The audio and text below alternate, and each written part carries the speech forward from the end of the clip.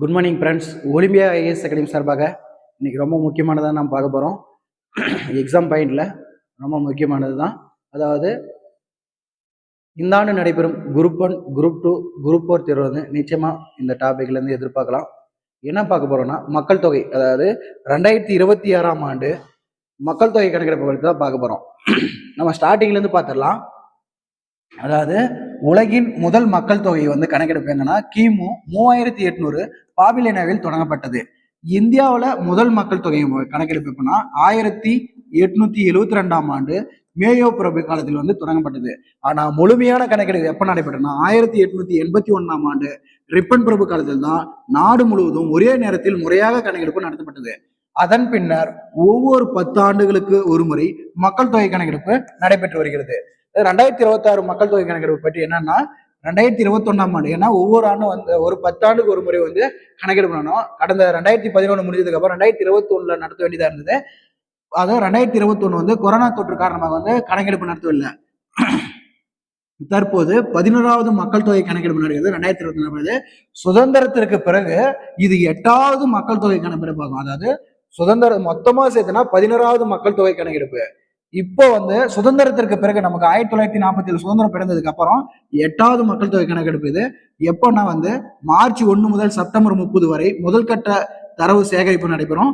2வது கட்டத்தில் வந்து தனிநபர் விவரங்களை சேகரிக்கப்பட்டு மார்ச் 1, 2027 அன்று பணி நிறைவு செய்யும் வரை திட்டமிடப்பட்டுள்ளது. இந்த மக்கள் தொகை கணக்கெடுப்போட சிறப்பம்சம் என்னன்னா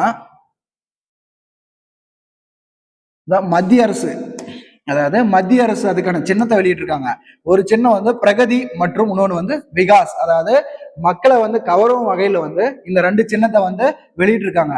இதுல வந்து யாருன்னா இந்திய தலைமை பதிவாளர் மற்றும் கணக்கெடுப்பு ஆணையர் தலைமையில் வந்து இந்த பணி மேற்கொள்ளப்படுகிறது. அதாவது முதல் முறையா வந்து டிஜிட்டல் எண்மை முறை தரவுகளை பதிவு செய்யப்படுகிறது. 1931க்கு பிறகு முதல் முறையாக ஜாதி வரி கணக்கெடுப்பு இடம்பெறுகிறது. ஒவ்வொரு குடும்பத்திலும் மற்றும் தனிநபர் சேர்ந்த 33 கேள்வி வந்து இடம்பெற்றுள்ளது. அதாவது இதுக்கு முன்னாடி 2011 வந்து 29 ஒரு குடும்பத்துல வந்து தனிநபர் மற்றும் குடும்பத்துல வந்து 29 கேள்வி இடம்பெற்றது. ஆனா இந்த ஆண்டு வந்து 2026ஆம் ஆண்டு கணக்கெடுப்பு நடந்தது வந்து கிட்டத்தட்ட வந்து ஒரு தனிநபர் சார்ந்த மற்றும் 33 கேள்வி வந்து இதுல இடம்பெற்றுள்ளது. இந்தியாவின் கணக்கெடுப்போட பரப்பு என்னன்னா, இந்தியாவின் கணக்கெடுப்பு பரப்பு அதாவது மொத்தம் வந்து 28 மாநிலம் மற்றும் யூனியன் பிரதேசம், 36 மாநிலம் மற்றும் யூனியன் பிரதேசம், மொத்தம் வந்து இந்தியாவில் வந்து 7092 மாவட்டங்கள் இருக்குது, 5125 நகரங்கள் இருக்குது, 6,39,902 கிராமங்கள் இருக்குது, 18,600 தொழில்நுட்ப பணியாளர்களை மேற்கொண்டு இந்த இந்தியாவில் வந்து கணக்கெடுப்பு நடக்குது. இதெல்லாம் இப்போ டுடே, அதாவது 25/6/2026 இன்னைக்கு 10, அதாவது நியூஸ் பேப்பர்ல வெளியிட்டபடி. அதனால இதை முக்கியமா நோட் பண்ணிக்கோங்க. அதாவது மாவட்டம் இவ்வளவு நகரம் இருக்குது, இவ்வளவு கிராமம் இருக்குது அப்படின்றத நோக்கி மொத்தம் வந்து 18,600 தொழில்நுட்ப பணியாளர்களை மேற்கொண்டு இந்த கணக்கெடுப்பு நடக்கிறது. மக்கள் தொகை கணக்கெடுப்பு முக்கியத்துவம் என்னன்னா மக்கள் தொகை உண்மையான எண்ணிக்கை அறிய உதவுகிறது, கல்வி, சுகாதாரம், குடிநீர், வீட்டு வசதி போன்ற திட்டங்களை திட்டமிட உதவுகிறது, நிதி ஆயோக் மற்றும் அரசு திட்டங்களுக்கு அடிப்படை தரவாக அமைகிறது, உலக வங்கி மற்றும் ஆசிய வங்கி போன்ற அமைப்புகளிடமிருந்து நிதி உதவி பெற உதவுகிறது, வளங்களை சமமாக பகிர்ந்தளிக்க உதவுகிறது. இந்த மக்கள் தொகை கணக்கெடுப்பு சமூக மற்றும் பொருளாதார வளர்ச்சிக்காக கொள்கைகளை உருவாக்கும் இதுவும் உதவுகிறது.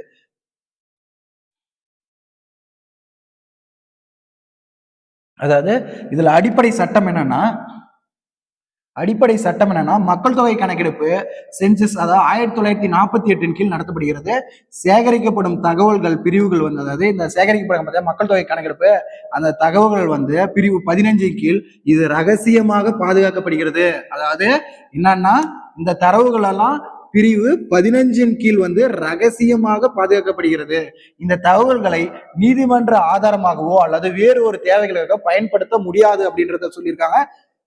ஓகேங்களா, இது ரொம்ப முக்கியமானது. இதை வந்து மறக்காம அவங்க யாரெல்லாம் உங்க ஃப்ரெண்ட்ஸ் டிஎன்பிஎஸ்சி படிக்கிறாங்களோ அவங்களுக்கு இதை ஷேர் பண்ணுங்க. நன்றி, வணக்கம். இன்னொரு வீடியோவில் சந்திக்கும்.